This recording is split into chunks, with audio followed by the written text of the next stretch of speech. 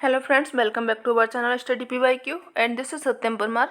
जो ये सीरीज चल रही है हमारी ज्योग्राफी से संबंधित पीवाईक्यू प्लस एमसीक्यूज की, उसको एक कदम आगे और बढ़ाएंगे। ये ज्योग्राफी की सीरीज है जिसका ये प्रैक्टिस सेट 5 है। बाकी के आपके प्रैक्टिस सेट जो 1 से लेके 4 तक हो चुके हैं, ये आपको मिल जाएंगे प्लेलिस्ट में जाकर। जब आप चैनल पर जाएंगे स्टडी पीवाईक्यू पे, तो वहाँ पे आपको ये प्लेलिस्ट में मिल जाएंगे। ठीक है, इसमें आपको टोटल 150 क्वेश्चंस कराएंगे। ऐसे ही करके 150 करके क्वेश्चंस हमने उसमें भी कवर कराए हैं। अगर अभी तक आपने वो नहीं देखे तो आप वो देख लीजिए, क्योंकि आपका पेपर जो होने वाला है 3 से 4 सितंबर के बीच में, ज्योग्राफी का पीजीटी का जो होने वाला है झारखंड में, अगर आप इसको देखते हैं तो ये उसमें आपको काफ़ी हेल्प करेगा। झारखंड के पीवाईक्यू जिसमें काफ़ी ऐड किए गए हैं, ये भी आपको मदद करेंगे। ठीक है, और अगर आपको ऐप डाउनलोड करना है तो ऐप डाउनलोड कर सकते हैं आप। GS bye Diwakar sir play store पर जाकर सर्च करेंगे तो वहाँ से आपको ये मिल जाएगा, जहाँ पे आपको कोर्स एंड बैचेस आसानी से देखने को मिल जाएंगे। ठीक है, चलिए शुरू करते हैं आज का सेशन बिना देरी किए हुए। टोटल इसमें 150 क्वेश्चंस हैं। हो सकेगा 1 घंटे के अंदर में इनको हम करें। चलिए देखते हैं। निम्नलिखित को ध्यान में रखते हुए मानचित्रों को बड़े से छोटे मापक क्रम में व्यवस्थित कीजिए, यानी कि बड़े से छोटे की तरफ में चलना है। मानचित्रों का बनाया गया है इसमें, तो इसका बड़े से छोटे में हो जाएगा। पहले आएगा आपका भूकर मानचित्र, उसके बाद में स्थलाकृति मानचित्र, उसके बाद में दीवार मानचित्र, और उसके बाद में आ जाएगा आपका ग्लोब, यानी कि सही दिए गए हैं सभी लोग। इसका आंसर सही हो जाएगा, सी ऑप्शन इसका सही हो जाएगा। ठीक है, चलिए नेक्स्ट क्वेश्चन देखते हैं। और अभी तक अगर आपने चैनल को सब्सक्राइब नहीं किया है तो आप वो भी सब्सक्राइब कर लीजिए। ठीक है, केप काहिरा रेल मार्ग को दर्शाने के लिए उपयुक्त प्रक्षेप कौन सा है? कौन सा प्रक्षेप जो कि केप काहिरा रेल मार्ग को दर्शाएगा वो कौन सा होगा? वो होगा आपका 2 मानक अक्षांश शंक्वाकार प्रक्षेप होगा, जिससे कि अच्छी तरीके से जो इसका दर्शन हो सकेगा, यानी कि इसका जो फोटो बनेगा अच्छे से आ जाएगा। चलिए नेक्स्ट देखते हैं।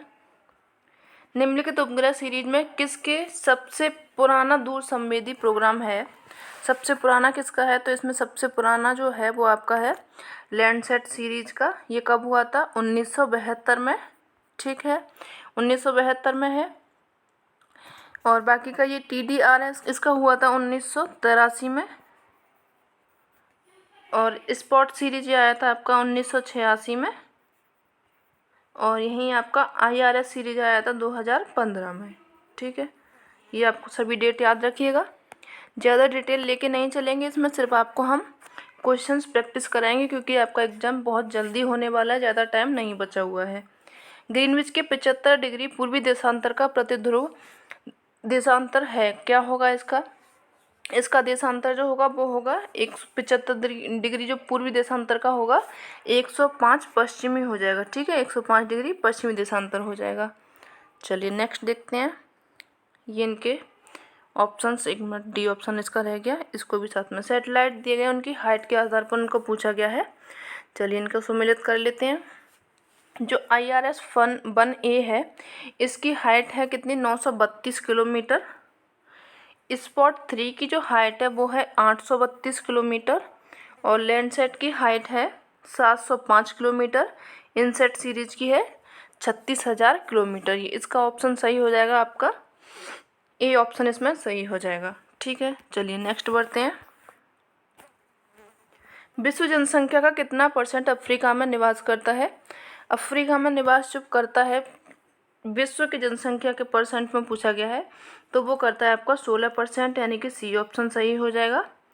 वृद्धि की सीमाएं सिद्धांत संबंधित है, ये किससे संबंधित है? जो वृद्धि की सीमाएं हैं ये सिद्धांत आपका संबंधित है नवमार्क्सवादी से, यानी कि सी ऑप्शन इसका भी सही हो जाएगा। चलिए बढ़ते हैं नेक्स्ट क्वेश्चन की तरफ। अगर किसी भी क्वेश्चन में आपको डाउट लग रहा हो तो आप हमें कमेंट कर सकते हैं। चलिए, प्रति व्यक्ति अधिकतम आय किसके द्वारा होती है? तो ये होती है आपकी जो अधिकतम आय होती है वो होती है अनुकूलतम जनसंख्या के द्वारा ये होती है। बी ऑप्शन इसका सही हो जाएगा।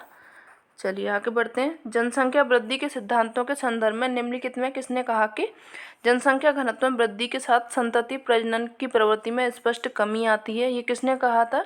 तो ये कहा था आपके सैडलर महोदय ने। ए ऑप्शन इसका सही हो जाएगा। ठीक है, चलिए आगे बढ़ते हैं। CP ब्लैकर ने जनांगीकी संक्रमण की कितनी अवस्थाएं सुझाई थी, यहाँ पर बताई थी। तो जो सीपी ब्लेकर थे उन्होंने टोटल 5 अवस्थाएं बताई थी। 5 अवस्थाएं कौन कौन सी थी? तो वो उनकी अवस्था थी, पहले पर उन्होंने रखा था उच्च स्थिरता की अवस्था, दूसरे पर रखा था शीघ्र विस्तार की अवस्था, तीसरे पर उन्होंने रखा था धीमी गति से बढ़ने वाली अवस्था, चौथे पर रखा था निम्न स्थिरता की अवस्था और तथा पांचवे पर उन्होंने रखा था घटती जनसंख्या की अवस्था। ये उन्होंने 5 अवस्थाएं बताई थी सीपी ब्लेकर के द्वारा। किसकी ये थी? जनांगीय संक्रमण की। ठीक है, चलिए आगे बढ़ते हैं। यूएसए का अधिकतम सांस्कृतिक विविधता वाला भाग है, कौन सा है? सबसे अधिकतम सांस्कृतिक जो विविधता यहाँ पे देखने को मिलती है, यानी कि रियलम जो मिलता है, ये मिलता है आपका दक्षिण पूर्वी क्षेत्र में, यानी कि सी ऑप्शन इसका भी सही हो जाएगा। चलिए नेक्स्ट देखते हैं।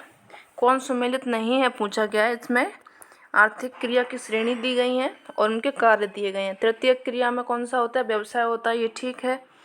और जो द्वितीयक है उसमें क्या होता है? निर्वाह कृषि नहीं होती, इसमें क्या होता है? विनिर्माण होता है, यानी जो कृषि से संबंधित उनका मॉडिफिकेशन करके जो सामान बनाया जाता है, जैसे कि गेहूं से बन गया ब्रेड बन गया, लकड़ी से बन गया आपका फर्नीचर बन जाएगा। ये किस में आ जाएगा? आपका द्वितीयक में आ जाएगा। तो यानी कि द्वितीयक में निर्वाह कृषि ना होकर के विनिर्माण होता है, यानी कि बी ऑप्शन इसका सही हो जाएगा, क्योंकि यही गलत दिया गया। बाकी का प्राथमिक में आपका हो जाएगा शिकार और एकत्रीकरण, ये भी सही हो जाएगा। चतुर्थक में सूचना और शोध, ये भी सही हो जाएगा। ठीक है, चलिए आगे बढ़ते हैं। अर्थव्यवस्था की गतियाँ दी गई हैं, इनको मिलान करना है। चलिए मिला लेते हैं। प्राथमिक जो अवस्था होती है उसमें क्या होता है? पर्ल कल्चर हो जाएगा। द्वितीयक अवस्था में द्वितीयक में आ जाएंगे आपकी जैसे सूत की कताई हो गई है, आपको द्वितीयक में आ जाएगा। तृतीयक में आ जाएंगे आपके रेल सेवाएं और चतुर्थ में आ जाएंगे आपकी अनुसंधान जो प्रयास होते हैं, यानी कि ए का हो जाएगा इसमें थर्ड, बी का हो जाएगा फोर्थ, बी ऑप्शन इसमें सही से सम्मिलित हो जाएगा। ठीक है, चलिए आगे बढ़ते हैं। आर्थिक विकास के लिए कौन सा आर्थिक खंड सेक्टर सर्वाधिक महत्वपूर्ण है? कौन सा है सबसे महत्वपूर्ण आर्थिक विकास के लिए? तो ये जो सबसे महत्वपूर्ण माना जाता है वो द्वितीय है, बी ऑप्शन इसका सही हो जाएगा। जो द्वितीय सेक्टर होता है आर्थिक विकास के लिए महत्वपूर्ण माना जाता है। नेक्स्ट क्वेश्चन, ये विटलश्री कृषि प्रदेश दिए गए हैं, उनके देश का नाम दिया गया है। कौन से कृषि प्रदेश में कौन सी कृषि देखने को मिलती है? चलो देखते हैं। वाणिज्यिक जो दुग्ध उत्पादन होता है वो कहाँ पे है? आपका न्यूजीलैंड में है। वाणिज्यिक खाद्यान्न उत्पादन, खाद्यान्न अर्जेंटीना में देखने को मिलता है। पशुपालन देखने को मिलेगा आपका मंगोलिया क्षेत्र में। और यहीं अगर पौधारोपण देखने को मिलेगा तो वो श्रीलंका में हो जाएगा, यानी कि ए का हो जाएगा यहाँ पे थर्ड, बी का हो जाएगा फोर्थ, एक मिनट यहाँ पे ए का थर्ड, यानी सी ऑप्शन इसका सही से सम्मिलित हो जाएगा। ठीक है, चलिए नेक्स्ट क्वेश्चन देखते हैं।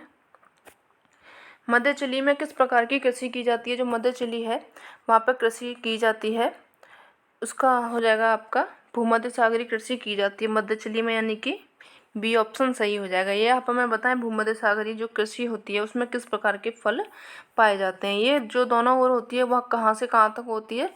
30 डिग्री से 40 डिग्री अक्षांश के बीच में ये होती है। ठीक है, चलिए नेक्स्ट क्वेश्चन देखते हैं। निम्नलिखित में से विश्व के किस भाग में कठोर बसंतकालीन गेहूं बोया जाता है? कौन सा भाग है जहाँ पर जो कठोर बसंतकालीन गेहूं बोया जाता है? तो वो है आपका कनाडा और उत्तरी अमेरिका, यहाँ पे बसंतकालीन गेहूं बोया जाता है। चलिए आगे बढ़ते हैं। ऑस्ट्रेलिया में गेहूं के फार्म संकेंद्रित हैं, कहाँ पे हैं ये न्यू साउथ वेल्स, जो न्यू साउथ वेल्स है वहाँ पे ये संकेंद्रित हैं। ठीक है, चलिए आगे बढ़ते हैं। चावल किस प्रकार की जलवायु का पौधा है? जो चावल उपजाया जाता है आपका वो किस प्रकार की जलवायु में उपजाया जाता है? ये उपजाया जाता है आपका उष्ण एवं आर्द्र में, यानी कि सी ऑप्शन इसका सही हो जाएगा। इसके लिए तापमान कितना चाहिए होता है?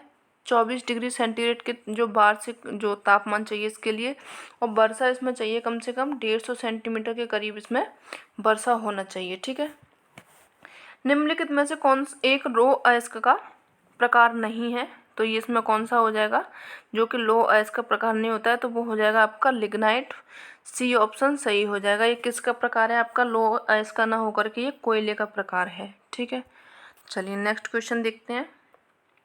विश्व में तांबे का बृहत्तम उत्पादक है, जो तांबा होता है विश्व में सबसे ज़्यादा, वो कहाँ पे होता है? ये होता है आपका चिली में। बी ऑप्शन इसका सही हो जाएगा। चलिए नेक्स्ट क्वेश्चन देखते हैं। लो एस का निक्षेप निम्नलिखित में से किस क्रम की चट्टानों में पाया जाता है? जो लो एस का पाया जाता है वो कौन से क्रम की चट्टानों में है? तो ये है आपका धारवाड़ क्रम की चट्टानों में। बी ऑप्शन इसका सही हो जाएगा। चलिए आगे बढ़ते हैं। निम्न में से कौन सा देश विश्व में सबसे अधिक मुलायम लकड़ी का उत्पादन करता है, जिसके कारण इसे मुलायम लकड़ी का भंडार भी कहा जाता है? तो वो कौन सा देश है इनमें से? ये है आपका कनाडा, जिसको कि मुलायम लकड़ी का भंडार भी इसको कहा जाता है। ठीक है, चलिए नेक्स्ट क्वेश्चन देखते हैं। ए ऑप्शन इसका सही हो गया था। निम्न में से कौन सा उद्योग प्रमुखतः कच्चा माल प्राप्ति क्षेत्रों के निकट स्थापित होना चाहिए? तो कौन सा है ये जिसमें कच्चा माल क्या होना चाहिए? क्षेत्रों के जो निकट में होना चाहिए। तो ये हो जाएगा आपका लोह इस्पात, क्योंकि इसका जो रॉ मटेरियल होगा वो काफ़ी भारी होगा, वेट उसका बहुत ज़्यादा होगा, इसलिए वो उद्योग के पास में ही स्थापित होना चाहिए। ठीक है, चलिए बढ़ते हैं नेक्स्ट क्वेश्चन की ओर में। सिलिकॉन घाटी जो प्रसिद्ध है, किसके लिए प्रसिद्ध है सिलिकॉन वैली? ये प्रसिद्ध है आपकी कंप्यूटर चिप्स के लिए, यानी कि ए ऑप्शन इसका सही हो जाएगा। विश्व का सबसे लंबा रेलवे तंत्र कौन सा है? सबसे लंबा रेलवे तंत्र जो विश्व का माना जाता है वो है आपका ट्रांस साइबेरियन रेलवे मार्ग। ये विश्व का सबसे लंबा है। चलिए नेक्स्ट देखते हैं। ट्रांस कॉन्टिनेंटल स्टुअर्ट राजमार्ग किसको जोड़ता है? ये जोड़ता है आपका उत्तर में पोर्ट डार्विन एवं दक्षिण में पोर्ट ऑगस्टा को जोड़ता है, यानी डी ऑप्शन इसका सही हो जाएगा। कौन है, नाम क्या है इसका? ट्रांस कॉन्टिनेंटल स्टुअर्ट राजमार्ग। ठीक है, चलिए आगे बढ़ते हैं। निम्नलिखित नदियों में से कौन सी आंतरिक जलमार्गों के रूप में सबसे उपयुक्त है? आंतरिक जलमार्गों के लिए सबसे जो उपयुक्त नदी है वो है आपकी राइन नदी। बी ऑप्शन इसका सही हो जाएगा। ठीक है, और ये क्या है, इसमें विश्व का सबसे व्यस्ततम जल मार्ग भी इसको कहा जाता है। इसमें जो किया जाता है सबसे ज़्यादा वो कोयले का परिवहन इससे सबसे ज़्यादा किया जाता है। ठीक है, इसलिए इसको क्या बोला जाता है? कोयला नदी भी इसको बोला जाता है। किसको बोला जाता है कोयला नदी? राइन नदी को। चलिए नेक्स्ट क्वेश्चन। निम्नलिखित में से कौन सा दक्षिण अफ्रीका का बंदरगाह नहीं है? दक्षिण अफ्रीका के बंदरगाह दिए गए हैं, इनमें से कौन सा नहीं है? तो जो जोहान्सबर्ग हो जाएगा, ये बंदरगाह कहाँ का नहीं है? अफ्रीका का बंदरगाह नहीं है। ठीक है, चलिए नेक्स्ट क्वेश्चन देखते हैं। ये जो दक्षिण अफ्रीका का सबसे बड़ा शहर है, ना कि बंदरगाह है। किस प्रकार के ग्रामीण आदिवासी एशिया में पाए जाते हैं? जो एशिया में ग्रामीण आदिवासी हैं वो किस प्रकार के हैं? वो हैं आपके सांहत या फिर सघन आदिवासी यहाँ पे पाए जाते हैं। निम्नलिखित देशों में किसकी तटरेखा सबसे लंबी है? सबसे लंबी तटरेखा वाला जो देश है वो है आपका इंडोनेशिया। ए ऑप्शन इसका सही हो जाएगा। चलिए नेक्स्ट क्वेश्चन देखते हैं। उड़ीसा इनके राज्य दिए गए तथा पोत प्रांगण दिए हुए हैं, इनको देख लेते हैं। उड़ीसा में आपका मिलेगा हिंदुस्तान शिपयार्ड, महाराष्ट्र में मिलेगा आपको मझगांव डॉक्स, और पश्चिम बंगाल में मिलेगा आपको गोल्डन रीच, और केरल में मिलेगा कोच्चि शिपयार्ड। यानी कि इसका सही ऑप्शन हो जाएगा, ए का सेकंड हो जाएगा, बी का यहाँ पे थर्ड हो जाएगा। ए का सेकंड हो जाएगा, बी का थर्ड हो जाएगा, यानी कि इसका सही से सम्मिलित ए हो गया, बाकी के सभी गलत हो जाएंगे। ठीक है, चलिए आगे बढ़ते हैं। ऋतु मानचित्रों को दर्शाने के लिए निम्नलिखित में से किस प्रक्षेप का प्रयोग किया जाता है? जो ऋतु मानचित्र दर्शाते हैं उसके लिए बेस्ट जो प्रक्षेप है वो है आपका मर्केटर प्रक्षेप। ए ऑप्शन इसका सही हो जाएगा। ठीक है, चलिए नेक्स्ट क्वेश्चन। अलेप्पी बंदरगाह किस तट पर स्थित है? अलेप्पी बंदरगाह आपका स्थित है केरल के तट पर। बी ऑप्शन इसका सही हो जाएगा। निम्नलिखित पत्तनों में किसके पास प्राकृतिक पोताश्रय नहीं है? यानी कि प्राकृतिक पोताश्रय किसके पास में नहीं है? ये हो जाएगा आपका जो प्राकृतिक, यानी मुंबई है, कोच्चि है, पारादीप है, या फिर चेन्नई। कौन सा हो जाएगा इसका ऑप्शन सही हो जाएगा? चेन्नई। सी ऑप्शन इसका सही हो जाएगा। ठीक है, चलिए नेक्स्ट देखते हैं। निम्नलिखित में से कौन सा तथ्य सही नहीं है, सही नहीं पूछा गया है? तो इसमें पांडिचेरी तमिलनाडु में, ये ठीक है। आपका ओरखा मुख्य बंदरगाह है, तो ये ओरखा मुख्य बंदरगाह नहीं है, ये क्या एक लघु यानी छोटा बंदरगाह है, जो कि कहाँ पे स्थित है? गुजरात में स्थित है। ठीक है, बाकी के झरिया कोयला इसमें मिलता है। ठीक है, मध्य प्रदेश में मैग्नीज का प्रमुख उत्पादक राज्य है, ये भी ठीक है, यानी कि बी ऑप्शन इसका सही हो जाएगा, क्योंकि यही गलत दिया गया है। भोपाल गैस त्रासदी किस गैस के रिसाव से हुई थी, यानी कि यहाँ पे जो भोपाल गैस त्रासदी हुई थी उसमें कौन सी गैस का रिसाव हुआ था? इसमें हुआ था मिसाइल आइसोसाइनेट का रिसाव हुआ था, जिसके कारण काफ़ी जनसंख्या मारी गई थी। ए ऑप्शन इसका सही हो जाएगा। रातों रात की घटना है ये। भारत में यूनेप ट्रिपल सीसी के साथ में किस वर्ष में जोड़ा गया था? ये जोड़ा गया था आपका 1991 में। ए ऑप्शन इसका सही हो जाएगा। ठीक है, नेक्स्ट क्वेश्चन, चिपको आंदोलन का मुख्य उद्देश्य क्या था? जो चिपको आंदोलन चलाया गया था उसका मुख्य उद्देश्य था पेड़ों को बचाना। ए ऑप्शन इसका सही हो जाएगा। नेक्स्ट क्वेश्चन, मानव विकास सूचकांक में भारत का कौन सा राज्य सबसे अधिक विकसित है? सबसे अधिक जो विकसित राज्य है वो है आपका केरल। बी ऑप्शन सही हो जाएगा। चलिए नेक्स्ट देखते हैं, किस राज्य में सौर ऊर्जा के विकास की सर्वाधिक क्षमता है? सौर ऊर्जा के विकास की जो सबसे ज़्यादा क्षमता है वो है आपकी कौन सा राज्य हो जाएगा? इसमें राज्य हो जाएगा आपका राजस्थान। इसमें सौर ऊर्जा की सबसे ज़्यादा सर्वाधिक क्षमता है, यानी कि विकास है इसमें। सी ऑप्शन सही हो जाएगा, राजस्थान। भारत में पेट्रोलियम का सर्वाधिक उत्पादन प्राप्त होता है, कहाँ से प्राप्त होता है? इसका सर्वाधिक उत्पादन ये होता है बॉम्बे हाई से। ए ऑप्शन इसका सही हो जाएगा। चलिए नेक्स्ट क्वेश्चन, भूतापीय ऊर्जा पर आधारित मणिकरण विद्युत संयंत्र किस राज्य में अवस्थित है? तो ये स्थित है आपका हिमाचल प्रदेश में। सी ऑप्शन इसका सही हो जाएगा। चलिए आगे बढ़ते हैं, निम्नलिखित में से कौन सा एक बंदरगाह विश्व के कॉफी पोर्ट के रूप में जाना जाता है? तो वो कौन सा बंदरगाह है? यह है आपका सेंटोस बंदरगाह, जो कि जाना जाता है कॉफी बंदरगाह के नाम से भी ये जाना जाता है। ये है कहाँ का? ब्राज़ील का है ये। ठीक है, चलिए नेक्स्ट क्वेश्चन देखते हैं, भारत की पहली semi high speed train Vande Bharat चलती है, ये कहाँ से कहाँ तक चलती है? ये चलती है आपके वाराणसी से नई दिल्ली तक चलती है। कब इसकी शुरुआत हुई थी? 2019 में इसकी शुरुआत की गई थी। ठीक है, इसको अन्य नाम से भी जाना जाता है ट्रेन 18 के नाम से भी इसको जाना जाता है। ठीक है, चलिए नेक्स्ट क्वेश्चन देखते हैं,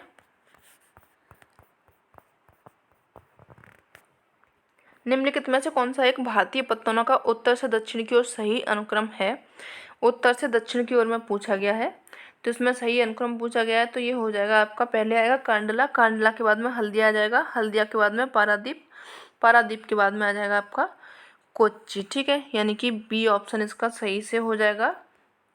अगर आपको पता हो तो कांडला कहाँ पे? ये कच्छ की खाड़ी में है, गुजरात में है। हल्दिया कोलकाता में है, ये पश्चिम बंगाल में हो जाएगा। पारादीप आपका उड़ीसा में है। कोच्चि कहाँ पे? ये केरल में है। ठीक है, नेक्स्ट क्वेश्चन, वन स्थिति रिपोर्ट 2021 के अनुसार क्षेत्रफल की दृष्टि से देश का सबसे बड़ा वन क्षेत्र अवस्थित है कहाँ पे? ये पश्चिम बंगाल में, मध्य प्रदेश में, छत्तीसगढ़ में या फिर अरुणाचल प्रदेश में। तो जो इसका देश का सबसे बड़ा वन क्षेत्र जो है वो है आपका मध्य प्रदेश में। इसका बी ऑप्शन सही हो जाएगा, बाकी के सभी गलत हो जाएंगे। ठीक है, विश्व में वर्ष 2020 के आंकड़ों के अनुसार अदरक का सर्वाधिक उत्पादन कहाँ किया गया था? तो ये किया जाता है, सबसे ज़्यादा उत्पादन किया जाता है चीन में अदरक का। ए ऑप्शन इसका सही हो जाएगा। चलिए नेक्स्ट क्वेश्चन,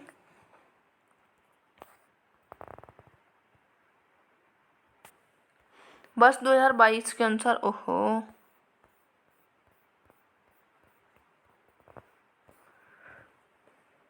वर्ष 2022 के आंकड़ों के अनुसार भारत में कोयले का सर्वाधिक भंडार कहाँ पे है? ये है आपका सबसे ज़्यादा उड़ीसा में। उड़ीसा के बाद में अगर पूछा जाए तो वो हो जाएगा आपका झारखंड राज्य। ठीक है, झारखंड के बाद में अगर पूछा जाए छत्तीसगढ़, छत्तीसगढ़ के बाद में पश्चिम बंगाल हो जाएगा। सबसे ज़्यादा तो मिला था वो आपका मिला था उड़ीसा में।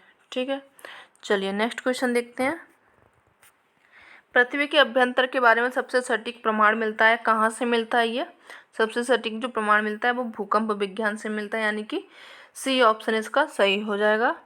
चलिए नेक्स्ट देखते हैं, टॉलमी के मानचित्र में प्रयुक्त धूले तथा प्रशुम्भ स्थान स्थित थे, ये कहाँ थे? ये आपके थे विश्व के सुदूरतम उत्तर दक्षिण स्थान में स्थित थे, यानी कि ए ऑप्शन इसका सही हो जाएगा। बी पर टिक लग गया, ए ऑप्शन इसका सही हो जाएगा। ठीक है, चलिए नेक्स्ट देखते हैं, खंडकालिक अपवर्तन सिद्धांत किसने प्रतिपादित किया था? जो खंडकालिक अपवर्तन सिद्धांत था ये दिया था आपका स्टैनली सूम ने दिया था। बी ऑप्शन सही हो जाएगा। चलिए next question. Culture geography a evolutionary to our humanisation earth पुस्तक के लेखक कौन थे? इस पुस्तक के लेखक थे आपके J.E. स्पेंसर। बी ऑप्शन इसका सही हो जाएगा। नेक्स्ट क्वेश्चन देखते हैं। थिसेन बहुभुज का सर्वप्रथम प्रयोग किया था, किसने किया था इसका जो सबसे पहले जो प्रयोग किया था वो किया था आपके बोग महोदय ने। बी ऑप्शन इसका सही हो जाएगा, बाकी के सभी गलत हो जाएंगे। ठीक है। पृथ्वी पर अंतिम महान हिमयुग आया था, वो कब आया था आपका, यानी कि जो अंतिम रहा था वो कौन सा था? तो ये हो जाएगा आपका प्लीस्टोसिन काल में। ए ऑप्शन इसका सही हो जाएगा। चलिए आगे बढ़ते हैं। फिलामेंट शब्द का प्रयोग किया था, ये किस में किया गया था? फिलामेंट शब्द का प्रयोग इसमें किया गया था आपका ज्वारीय परिकल्पना में फिलामेंट का प्रयोग किया गया था। ठीक है। और इनकी जो परिकल्पना थी, ज्वारीय परिकल्पना दी किसने थी? तो ये दी थी आपके जेम्स जीन्स ने। किसने दी थी? जेम्स जीन्स ने। ठीक है। कब दी थी? ये दी थी आपके 1919 में। चलिए आगे बढ़ते हैं। चलिए इनको मिला लेते हैं, किसने कौन सी संकल्पना दी है। वायव्य राशि जो परिकल्पना दी है वो किसने दी है आपके, ये अच्छा किससे संबंधित है ये पूछा गया। तो ये है आपकी घूर्णन निहारिका से। हॉयल एवं लिटलेटन का सिद्धांत ये संबंधित है आपके तारकीय विस्फोट से। ग्रहाणु परिकल्पना ये संबंधित है आपकी शॉर्ट जेट से। और जो आपकी ज्वारीय परिकल्पना ये फिलामेंट, यानी कि ए का हो जाएगा यहाँ पे फोर्थ हो जाएगा, बी का यहाँ पे थर्ड हो जाएगा। सी ऑप्शन सही से सुमेलित हो रहा है। ठीक है। चलिए सही से मैच हो गया आपका सी इसका आंसर हो जाएगा। चलिए आगे बढ़ते हैं। निम्नलिखित में से कितनी ऊंचाई पर ऑक्सीजन की मात्रा नगण्य हो जाती है? जब कितनी ऊंचाई पर हाइट पर हम चले जाएंगे जहाँ पर आप क्या मिलेगी आपको, ऑक्सीजन नहीं मिलेगी, तो वो कौन सी हाइट हो जाएगी? 120 किलोमीटर की अगर आप ऊंचाई पर जाएंगे तो वहाँ पे ऑक्सीजन की मात्रा बिल्कुल नगण्य यानी कि 0 हो जाएगी। ठीक है। चलिए नेक्स्ट क्वेश्चन देखते हैं। इनको मिलाना है। ज्वालामुखी पर्वत दिए गए हैं, उनके देश दिए गए हैं, कौन सा पर्वत कहाँ पे है। चलिए मिला लेते हैं इनको भी। माउंट रेनियर आपका कहाँ पे मिलता है? ये आपको मिलेगा संयुक्त राज्य अमेरिका में। माउंट एटना मिलेगा आपको इटली में। माउंट पैराकोटेन मिलेगा मैक्सिको में। और माउंट अपो मिलेगा आपको फिलीपींस में। ठीक है। ए का हो जाएगा यहाँ पे फोर्थ, बी का हो जाएगा फर्स्ट, यानी कि बी ऑप्शन इसका सही से मैच्ड है। चलिए इनमें से कौन सी तरंगें चट्टानों में संकुचन व फैलाव लाती हैं? कौन सी तरंगें हैं जो कि चट्टान में संकुचन फैलाव लाती हैं? वो है आपकी पी तरंगें। ठीक है। ये क्या करती हैं? चट्टानों में फैलाव और संकुचन दोनों ही लाती हैं। बी ऑप्शन इसका सही हो जाएगा। चलिए नेक्स्ट क्वेश्चन देखते हैं। इसमें भी हमें मिलान करने किताब के नाम दिए गए हैं, उनके लेखक दिए गए हैं, कौन सी किताब किसने लिखी है। मॉर्फोलॉजी ऑफ द अर्थ ये लिखी है आपके एल.सी. किंग ने। प्रिंसिपल ऑफ फिजिकल जियोलॉजी ये लिखी थी आपके आर्थर होम्स ने लिखी है। ये जियोमॉर्फोलॉजी लिखी है आपकी स्पार्क्स ने। और प्रिंसिपल ऑफ जियोमॉर्फोलॉजी ये लिखी है W.D. थॉर्नबरी ने। यानी कि ए का हो जाएगा यहाँ पे फोर्थ, बी का हो जाएगा फोर,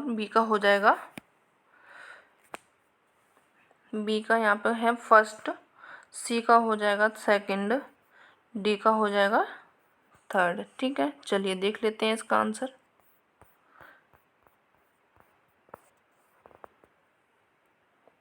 4 1 2 3, यानी कि इसका सही ऑप्शन हो जाएगा बी ऑप्शन सही से सुमेलित है। ठीक है। चलिए नेक्स्ट बढ़ते हैं। बृहत हिमालय में निम्नलिखित में से किस प्रकार का अपक्षयण आमतौर पर प्रबल है? जो बृहत हिमालय में अपक्षय होता है वो किस प्रकार का होता है? ज़्यादातर वो होता है आपका शैलखंड विघटन होता है, यानी कि ए ऑप्शन इसका सही हो जाएगा। चलिए नेक्स्ट क्वेश्चन देखते हैं। पेनप्लेन की जो संकल्पना दी थी किसके द्वारा प्रस्तुत की गई थी? पेनप्लेन दी थी आपके किर्कमे ने दी थी, यानी कि डी ऑप्शन इसका सही हो जाएगा। सर्क भू आकृति किस श्रेणी में आते हैं? जो सर्क आते हैं ये आते हैं आपके तृतीय श्रेणी में। सी ऑप्शन इसका भी सही हो जाएगा। अगर प्रथम श्रेणी में पूछा जाए तो प्रथम में आ जाएंगे आपके महाद्वीप और महासागर, द्वितीय में आ जाएंगे आपके पर्वत, भ्रंश, पठार, मैदान, झील, ये सभी आपके द्वितीय में आ जाएंगे। और बाकी के तृतीय आपके, जैसे कि ये स्थलाकृतियाँ बन जाती हैं जल के द्वारा, वायु के द्वारा या फिर हिमानी के द्वारा, जो अपरदन अपक्षेपण से जो स्थलाकृति बन जाती हैं वो आ जाती हैं आपके तृतीय श्रेणी में। ठीक है, चलिए नेक्स्ट देखते हैं। सर्क उत्पत्ति का वर्गशून्य सिद्धांत दिया गया था, ये किसने दिया था? ये दिया था आपके जॉनसन के द्वारा। सी ऑप्शन इसका सही हो जाएगा। ठीक है, सामान्यतः कैल्शियम कार्बोनेट की चट्टानों का अपरदन निम्न में से किसके द्वारा होता है? तो ये इसका अपरदन जो होता है कैल्शियम कार्बोनेट की चट्टानों का, ये होता है सबसे ज़्यादा भूजल के द्वारा, यानी कि डी ऑप्शन इसका सही हो जाएगा। चलिए नेक्स्ट क्वेश्चन देखते हैं। भृगु का निर्माण होता है, भृगु जो बनता है वो किसके द्वारा बनता है? ये बनता है नदी के विसर्पाकार मोड़ के अवतल ढाल पर बनता है जो भृगु बनता है, यानी कि इसका ऑप्शन ए सही हो जाएगा। चलिए नेक्स्ट क्वेश्चन देखते हैं। क्षोभमंडल में ऊंचाई बढ़ने पर सामान्य ताप हाँ स्तर है, ये कितना होता है आपका? ये जो क्षोभमंडल पर ऊंचाई बढ़ने पर होता है ये 6.5 डिग्री सेल्सियस या 1000 मीटर पर ये होता है, यानी सी ऑप्शन इसका सही हो जाएगा। ठीक है, चलिए नेक्स्ट क्वेश्चन देखते हैं। पृथ्वी के वायुमंडल के ऊपरी भाग पर औसत सौर ऊर्जा की प्राप्ति की मात्रा कैलोरीज प्रति वर्ग सेंटीमीटर प्रति मिनट निम्नलिखित में से कौन सा सही है? तो इसका जो सबसे सही हो जाएगा 1.94 हो जाएगा। ए ऑप्शन इसका सही हो जाएगा। ठीक है, कैलोरी प्रति वर्ग में दिया गया, सेंटीमीटर में पर मिनट पर दिया गया है ये। इंसोलेशन सूर्य तब जो पृथ्वी की सतह पर किस रूप में पहुंचता है? जो इंसोलेशन आता है वो आता है आपको लघु तरंगों के रूप में सूर्य से पृथ्वी पर आता है। ये ऑप्शन इसका सही हो जाएगा। निम्न में से कौन ताप व्युत्क्रम में योगदान नहीं करता है? कौन है जो कि ताप व्युत्क्रम में योगदान नहीं करता? ये करता है आपके मेघ आच्छादित जो आकाश होते हैं, ये ताप व्युत्क्रम में योगदान नहीं करते हैं। बाकी के जो दीर्घ ठंडी रात हैं, शांत वायु, हिमाच्छादित सतह, ये सभी करते हैं। ठीक है, चलिए नेक्स्ट देखते हैं। बिलीबिली क्या है? बिलीबिली को भी जान लेते हैं भैया।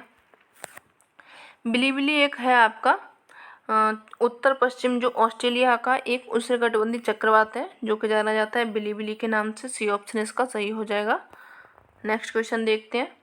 निम्नलिखित में से किस प्रकार के बादल सबसे निचली परत में होते हैं? कौन से बादल हैं जो कि सबसे निचली परत में पाए जाते हैं? तो ये पाए जाते हैं आपके स्तरी बादल जो कि सबसे निचली परत में पाए जाते हैं।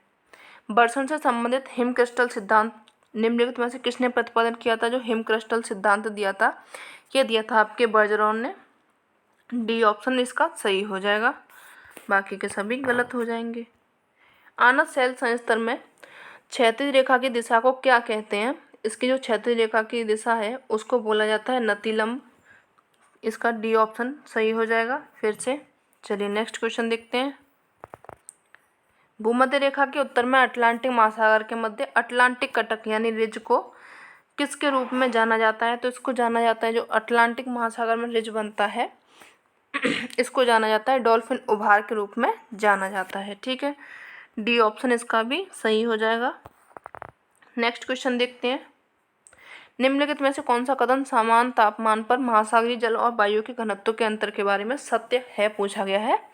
इसमें 3 गलत हैं, कोई एक सही है। इसको देख लेते हैं। महासागरीय जल का घनत्व वायु की तुलना में 800 गुना अधिक होता है, यही तो सही है। महासागरीय जल का घनत्व वायु की तुलना में 600 गुना अधिक होता है, ये नहीं होगा। 400 गुना होता है, 200 गुना होता है, ये भी नहीं होगा। तो यानी कि इसका ऑप्शन जो सही हो जाएगा, ए ऑप्शन इसका सही हो जाएगा। बाकी के बी सी डी सभी गलत हो जाएंगे। ठीक है, चलिए बढ़ते हैं नेक्स्ट क्वेश्चन की ओर। गल्फ स्ट्रीम क्या है? गल्फ स्ट्रीम के बारे में भी क्वेश्चन आ गया।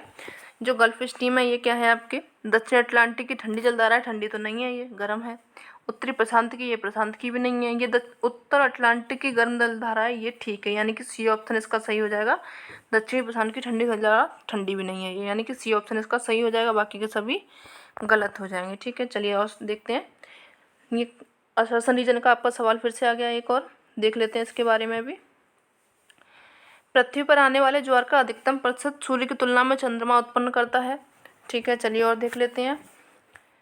ये सही दिया है आपका। आर में क्या दिया गया है वो इधर देख लेते हैं। चंद्रमा की तुलना में सूर्य पृथ्वी के ज़्यादा समीप है, ये गलत दिया गया है। जो चंद्रमा ज़्यादा समीप है बजाय सूर्य के, यानी कि ए सही हो जाएगा, आर गलत हो जाएगा, सी ऑप्शन यहाँ पे आपका सही हो जाएगा। ठीक है, चलिए नेक्स्ट क्वेश्चन देखते हैं। पारिस्थितिकी के अंतर्गत अध्ययन किया जाता है, किसका अध्ययन किया जाता है? जो पारिस्थितिकी तंत्र है उसमें किसका अध्ययन किया जाता है? इसमें जो अध्ययन किया जाता है आपका अजैविक एवं जैविक तत्वों के पारस्परिक संबंधों का अध्ययन किया जाता है। ए ऑप्शन इसका सही हो जाएगा, बाकी के सभी गलत हो जाएंगे। चलिए नेक्स्ट देखते हैं। पॉलीक्लाइमेक्स की संकल्पना को किसने प्रतिपादित किया था? जो पॉलीक्लाइमेक्स दिया था ये दिया था आपके A.G. टांसले ने, बी ऑप्शन इसका सही हो जाएगा। ये कब दिया था इसने? 1935 में दिया था। पारिस्थितिकी तंत्र का इन्होंने शब्द का प्रयोग भी किया था। जो पारिस्थितिकी तंत्र शब्द है 1935 में इन्होंने इस शब्द का प्रयोग किया था। पौधों को उनकी वृद्धि जरूरतों को पूरा करने हेतु कितने आवश्यक पोषक तत्वों की जरूरत पड़ती है? कितने आवश्यक तत्व चाहिए पौधों को? तो वो चाहिए आपके 18 तत्व चाहिए। डी ऑप्शन इसका सही हो जाएगा। ठीक है, चलिए नेक्स्ट बढ़ते हैं। सिल क्या है? सिल के बारे में पूछा गया है। सिल आपकी मसाला पीसने वाली नहीं है। ये सिल होती है आपकी जो कठोर हुए मैग्मा द्वारा निर्मित समानांतर चादर होती है, इसको बोला जाता है सिल। बी ऑप्शन इसका सही हो जाएगा, बाकी के सभी गलत हो जाएंगे। ठीक है, चलिए नेक्स्ट क्वेश्चन देखते हैं। भूकंप के बहुत अधिक जोखिम वाले क्षेत्र हैं। भूकंप के जो जहाँ पे ज़्यादा क्षेत्र आते हैं उनके चलो कूट दिए गए नीचे, इनको भी ले लेते हैं। कौन कौन से क्षेत्र हैं जिनमें कि ज़्यादा भूकंप देखने को मिलते हैं? तो ये हैं आपके,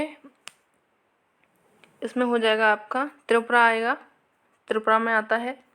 और इसके बाद में उत्तरी बिहार हो जाएगा। पूर्वी गुजरात और हरियाणा यहाँ पे नहीं है, यानी कि इसका जो सही हो जाएगा ऑप्शन ए ऑप्शन इसका सही हो जाएगा। चलिए आगे बढ़ते हैं। नीली क्रांति किससे आवश्यक जो जानी जाती है? नीली क्रांति जानी जाती है मछली उत्पादन के लिए। ए ऑप्शन इसका सही हो जाएगा। कोई प्रकोप आपदा बन जाता है जब वह प्रतिकूल ढंग से प्रभावित करता है, यानी जो कोई प्रकोप है उसको आपदा के नाम दिया जाता है। कब दिया जाता है? जब वह क्या करता है, मानव आवास को प्रभावित करता है, यानी कि जब उस पर मानव जो आवास होते हैं यानी मानव होते हैं उन पर क्षति होने लगती है, तो वो नाम बदल दिया जाता है, प्रकोप को आपदा मान लिया जाता है। डी ऑप्शन इसका सही हो जाएगा। ठीक है, चलिए नेक्स्ट क्वेश्चन देखते हैं। 1 डिग्री अक्षांश कितने किलोमीटर को निरूपित करता है? तो 1 डिग्री जो अक्षांश है वो निरूपित करता है 111 किलोमीटर को। ठीक है, यदि दो स्थानों की स्थिति 90 डिग्री देशांतर का अंतर है तब दोनों स्थानों के बीच समयांतर कितना होगा? इसका जो समयांतर होगा चलिए देख लेते हैं। ऑप्शन दिए गए 3 घंटे, 6 घंटे, 9 घंटे या फिर इसके 12 घंटे। तो इसका ऑप्शन सही हो जाएगा आपका 6 घंटे हो जाएगा, यानी कि बी ऑप्शन इसका सही हो जाएगा। चलिए नेक्स्ट क्वेश्चन देखते हैं। किशनगंगा एक सहायक नदी है। किशनगंगा किसकी सहायक नदी है? ये जो सहायक नदी है,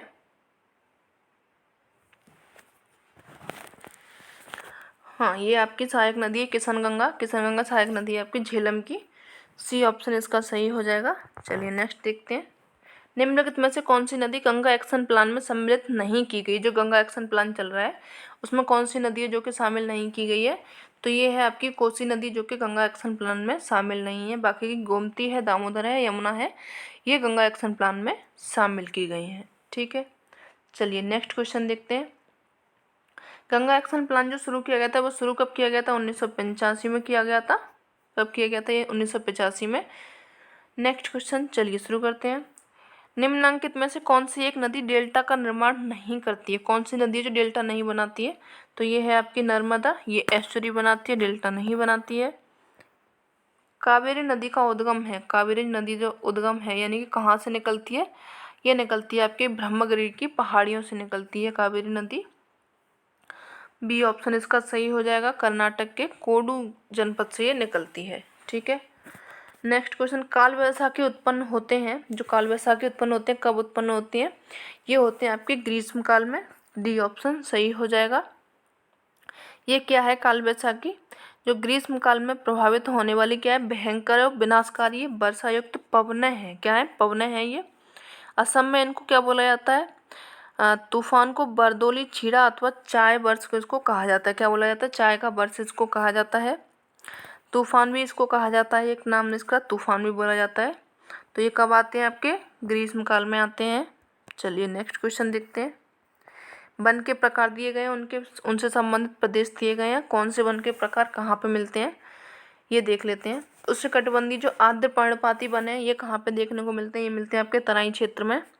उष्णकटिबंधीय शुष्क पर्णपाती वन ये मिलते हैं आपको गंगा के मैदान में। अल्पाइन वन मिलते हैं अरुणाचल प्रदेश में, और उष्णकटिबंधीय सदाबहार वन मिलते हैं सह्याद्री में। ए का यहाँ पे फोर्थ हो जाएगा, बी का थर्ड हो जाएगा, यानी कि ए ऑप्शन सही से सुमेलित हो जाएगा, बाकी के सभी गलत हो जाएंगे। चलिए नेक्स्ट देखते हैं।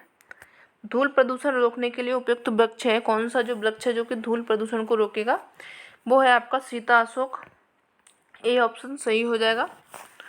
नेक्स्ट क्वेश्चन, फ्लाई ऐश प्रदूषण होता है, फ्लाई ऐश किससे होता है, ये होता है ताप विद्युत संयंत्र से होता है, सी ऑप्शन इसका भी सही हो जाएगा। चलिए नेक्स्ट क्वेश्चन देखते हैं।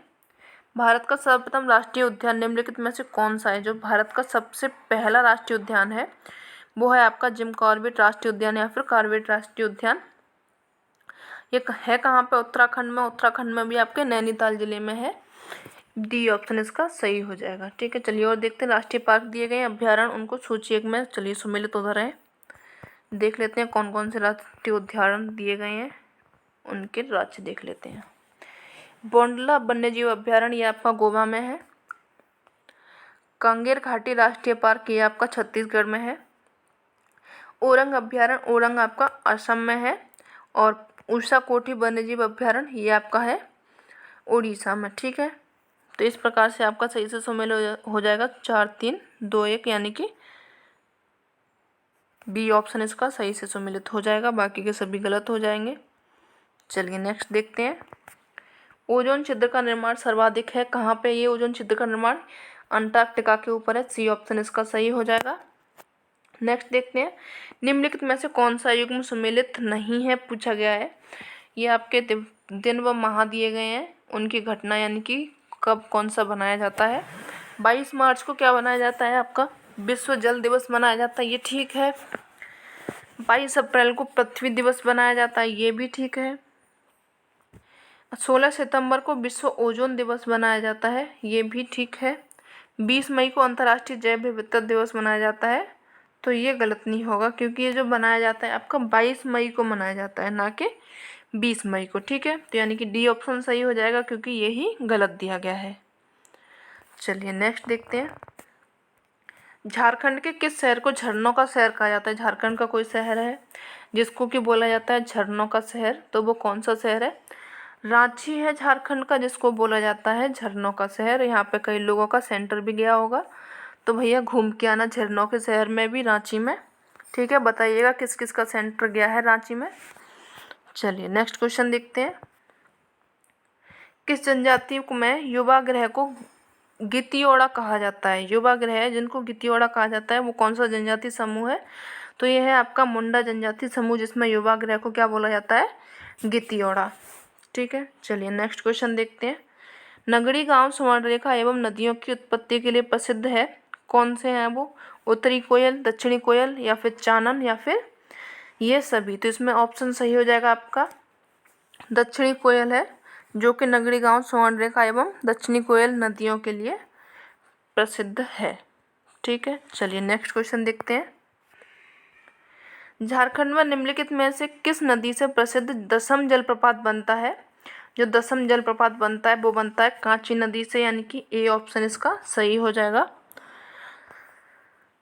चलिए नेक्स्ट क्वेश्चन देखते हैं। झारखंड के किस जिले को भारत की अभ्रक राजधानी के नाम से जाना जाता है, जो भारत की अभ्रक राजधानी है वो झारखंड का कौन सा जिला है जिसको जाना जाता है, कोडरमा है। कोडरमा को किस नाम से जाना जाता है, अभ्रक राजधानी के रूप में इसको जाना जाता है। ठीक है, डोकलो सोहर प्रशासनिक व्यवस्था आदिवासी से संबंधित है, कौन सी आदिवासी समूह है जिनसे संबंधित है डोकलो सोहर, ये है आपके खड़िया जनजाति समूह, इससे ये संबंधित है, डी ऑप्शन इसका सही हो जाएगा, बाकी के सभी आपके गलत हो लेंगे। चलिए और देखते हैं। NAPCC के तहत निम्न जिला को ग्रीन इंडिया मिशन के लिए चुना गया है, इसमें कौन है वो आपके, रांची है, खूंटी है, सरायकेला खरसावां है, या फिर हजारीबाग है, तो इसका ऑप्शन सही हो जाएगा सरायकेला खरसावां, इनको चुना गया है NPCC के तहत निम्न जिला ग्रीन इंडिया मिशन के लिए इनको चुना गया है। ठीक है, चलिए नेक्स्ट देखते हैं। कब चुना गया था इनको? 2015 में चुना गया है। चलिए आगे बढ़ते हैं। निम्नलिखित में से कौन सी मुख्य यानी कि दीर्घ पट्टिका है? Pacific plate, Arabian plate, Cocos plate या फिर फिलीपाइंस प्लेट। तो इसका ऑप्शन सही हो जाएगा आपका पैसिफिक प्लेट है, जो कि कैसी है? दीर्घ पट्टिका है। ए ऑप्शन इसका सही हो जाएगा। चलिए और देखते हैं। निम्नलिखित में से कौन सा एक तटीय निक्षेपण लक्षण नहीं है? तटीय निक्षेपण का पूछा गया है इसमें।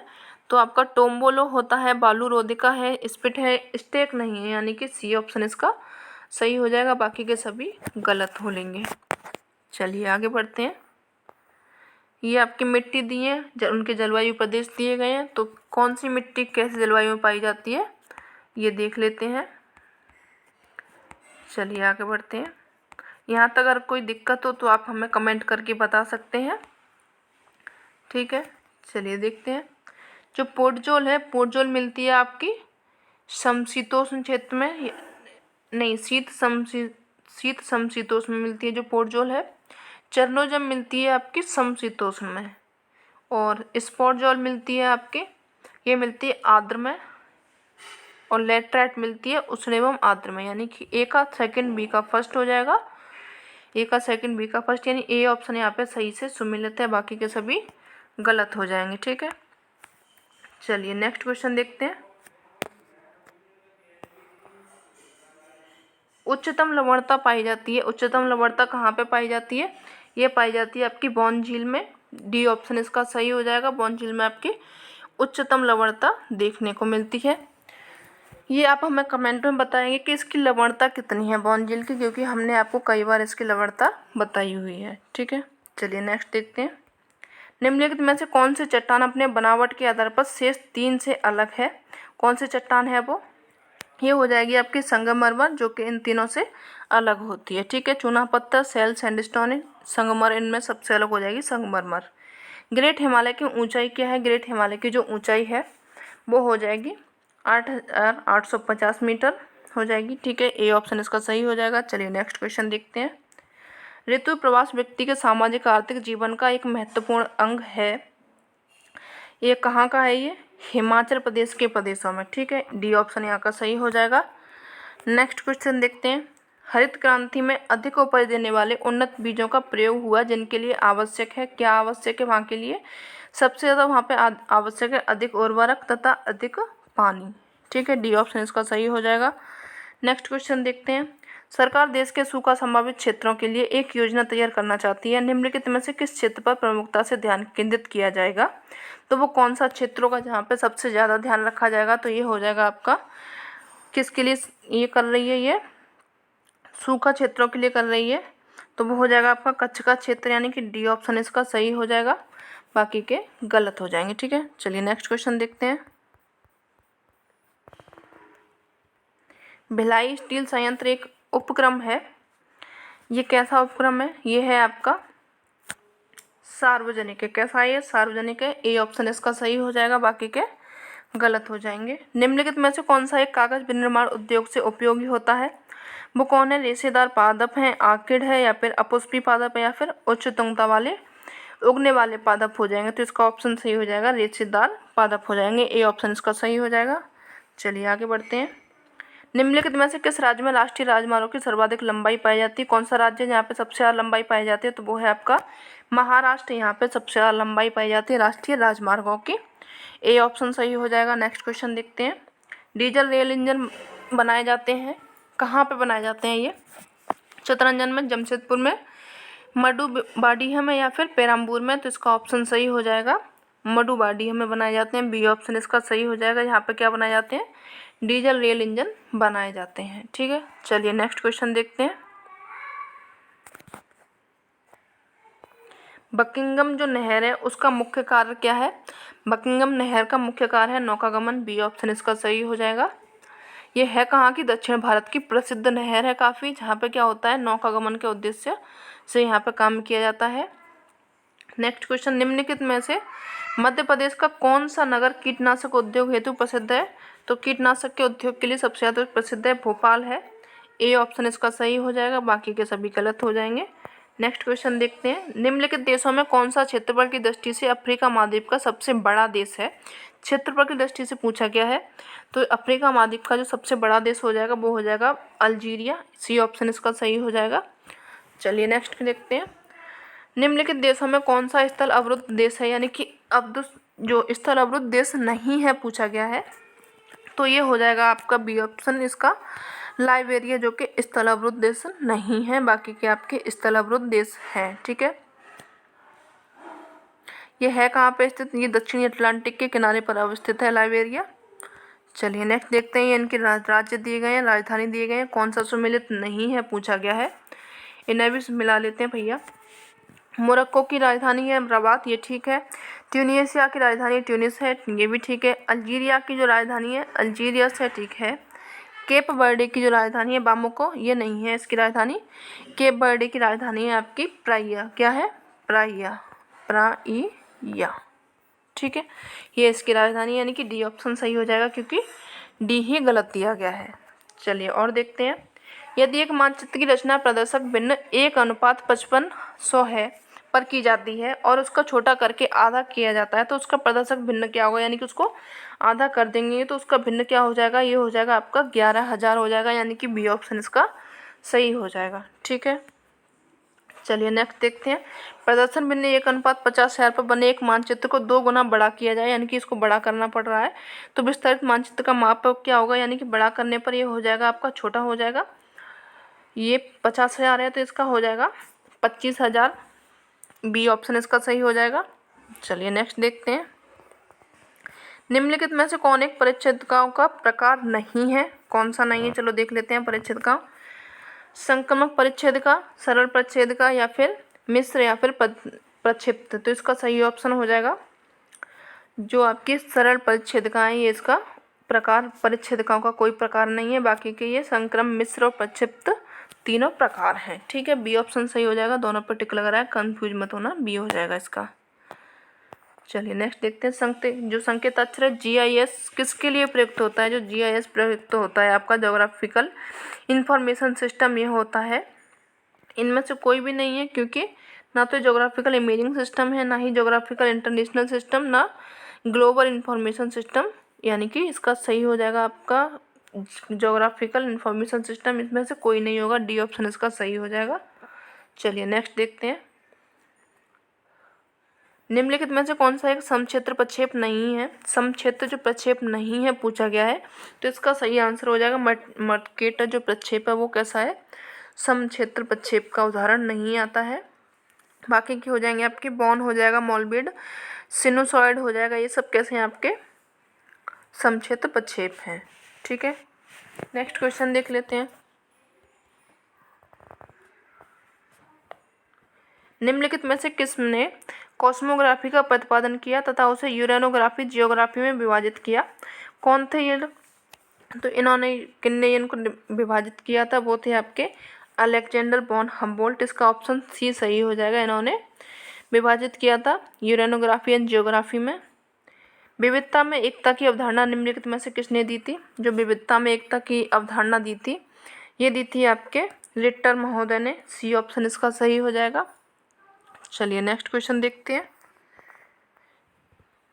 निम्नलिखित में से कौन सा एक मानव भूगोल का उपागम नहीं है, मानव भूगोल का जो उपागम नहीं है वो हो जाएगा मात्रात्मक क्रांति, ये मानव भूगोल का उपागम नहीं हो जाएगा, यानी कि इसका ए ऑप्शन सही हो जाएगा। बाकी के मानव भूगोल में आ जाएंगे आपके अन्वेषण, क्षेत्रीय, स्थानीय, ये सब किस में आ जाएंगे, मानव भूगोल में आ जाएंगे। स्थानीय संगठन की संकल्पना प्रस्तावित की है, ये किसने दी थी, स्थानीय संगठन की जो संकल्पना ये दी थी आपके जर्मन स्कूल संप्रदाय से मिली थी, यानी कि बी ऑप्शन इसका सही हो जाएगा।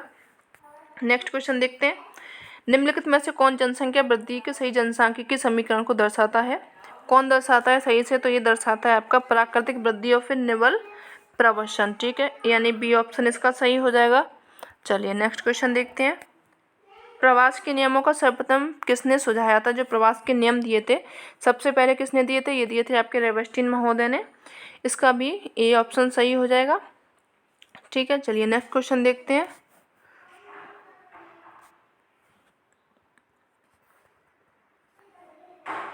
अधोलिखित नगरों की जनसंख्या के अवरोही क्रम में कौन सा अनुक्रम सही है पूछा गया है। कौन सा सही अनुक्रम हो जाएगा, वो हो जाएगा आपका अवरोही क्रम में पूछा गया है, यानी कि ज़्यादा से कम में पूछा गया है। तो ये हो जाएगा आपका टोक्यो। टोक्यो के बाद में आपका दिल्ली आएगा, दिल्ली के बाद में शंघाई आएगा, शंघाई के बाद में साओ पोलो आएगा, यानी कि बी ऑप्शन इसका सही हो जाएगा। बाकी के सभी गलत हो जाएंगे। चलिए नेक्स्ट देखते हैं। जनजाति दिए गए हैं, उनके घास के मैदान क्या कहाँ पे वो लोग रहते हैं ये देख लेते हैं। मसाई है, मसाई अफ्रीकी घास के मैदान में, ये ठीक है। भील है, भील आपके मिलते हैं राजस्थान में। बुशमैन मिलते हैं आपके कालाहारी मरुस्थल में। और कुकी मिलते हैं उत्तर पूर्वी भारत में, यानी कि मसाई हो जाएगा ए का यहाँ पे फर्स्ट हो जाएगा, बी का हो जाएगा फोर्थ, यानी कि डी ऑप्शन इसका सही से सम्मिलित है। बाकी के सभी गलत हो जाएंगे। ठीक है, चलिए नेक्स्ट क्वेश्चन देखते हैं, बस थोड़े से और बचे हैं। पालीपाड़ा, नगला, डोंडी आदि नाम भारत में किस प्रकार के ग्रामीण अधिवासियों के हैं। ये जो भारत में मिलते हैं ये मिलते हैं आपके पल्ली बस्तियों में, ए ऑप्शन इसका सही हो जाएगा। ठीक है, चलिए नेक्स्ट क्वेश्चन। विश्व में ऊर्जा संकट का समाधान क्या है। जो ऊर्जा संकट चल रहा है विश्व में, उसका समाधान सही से क्या होगा, उसका जो समाधान होगा वो होगा आपका वैकल्पिक ऊर्जा है। ठीक है, ए ऑप्शन इसका सही हो जाएगा। नेक्स्ट क्वेश्चन देख लेते हैं। निम्नलिखित में से किसे सामुद्रिक वर्षा वन कहा जाता है। किसको कहा जाता है सामुद्रिक वर्षा वन, इनको कहा जाता है प्रवालों को सामुद्रिक वर्षा वन के नाम से भी जाना जाता है। निम्न में से कौन सा युग्म सही नहीं है पूछा गया है। कौन सा युग्म सही नहीं है, तो इनको देख लेते हैं। भारतीय सस्य विविधता जो दी थी, ये भारतीय सस्य विविधता ये ठीक है, भाटिया ने दी थी। बीवर ने सस्य उत्पादकता दी थी, तो ये गलत हो जाएगा, क्योंकि बीवर ने जो फसल संयोजन का निर्धारण किया था, यानी कि बी इसका ऑप्शन सही हो जाएगा। बाकी का कैंडोल ने कोटि गुणांक विधि दी थी, ये ठीक है। रफीउल्ला का अधिकतम सकारात्मक विधि था, ये भी ठीक है। बी ऑप्शन इसका सही हो जाएगा। बाकी के सभी गलत हो जाएंगे। ठीक है, नेक्स्ट क्वेश्चन देखते हैं। झारखंड के निम्नलिखित नदियों में कौन किक्कट के नाम से जाना जाता है। किक्कट कौन सी जो नदियां है उसको जाना जाता है, झारखंड की नदी है ये, इनको जाना जाता है किक्कट के नाम से। पुनपुन नदी को जाना जाता है, कौन सी नदी है, झारखंड की पुनपुन नदी है, जिसको जाना जाता है किक्कट के नाम से। डी ऑप्शन इसका सही हो जाएगा। Next question.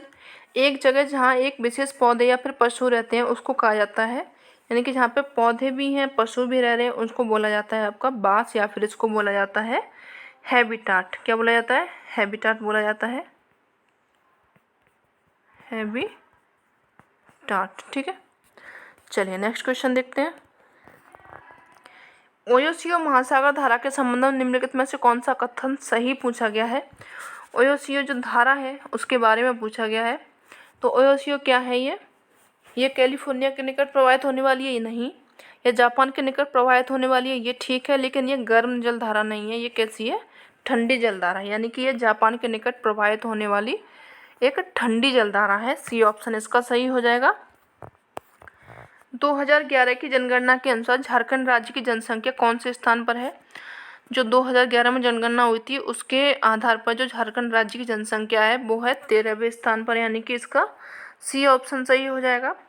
भारत के 23 राज्यों को 2007 से 2008 रैंकिंग के अनुसार खपत आधारित मानव विकास सूचकांक MDI में झारखंड का क्या स्थान था 2007 और 8 के पूछा गया है। तो जो झारखंड का स्थान था MDI में वो था 19वां स्थान। सी ऑप्शन इसका सही हो जाएगा। चलिए नेक्स्ट क्वेश्चन देखते हैं। सॉरी SDI है ये। चलिए और देखते हैं।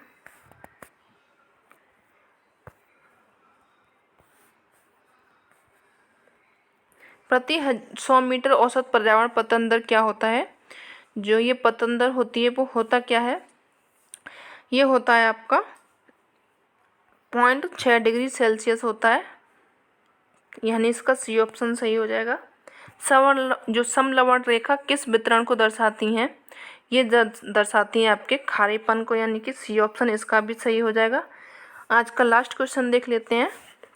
निम्नलिखित में से कौन सा इमेज प्रोसेसिंग सॉफ्टवेयर नहीं है पूछा गया है। तो जो इमेज प्रोसेसिंग सॉफ्टवेयर है वो आपका नहीं है, ये आपका हो जाएगा SPSS statistical package for the social science हो जाएगा। ये क्या है, एक सॉफ्टवेयर नहीं है, यानी कि यही ऑप्शन आपका सही हो जाएगा, बाकी के सभी गलत है क्योंकि कैसे हैं प्रोसेसिंग सॉफ्टवेयर ये हैं। ठीक है, चलिए आज के सेशन में इतना ही। सेशन कैसा लगा ज़रूर बताएं, अगर अच्छा लगा हो तो आप सेशन को लाइक भी कर सकते हैं, अपने फ्रेंड्स को शेयर भी कर सकते हैं इसको। मिलते हैं ऐसे ही नेक्स्ट सेशन लेके आते हैं आपको, तब तक के लिए धन्यवाद।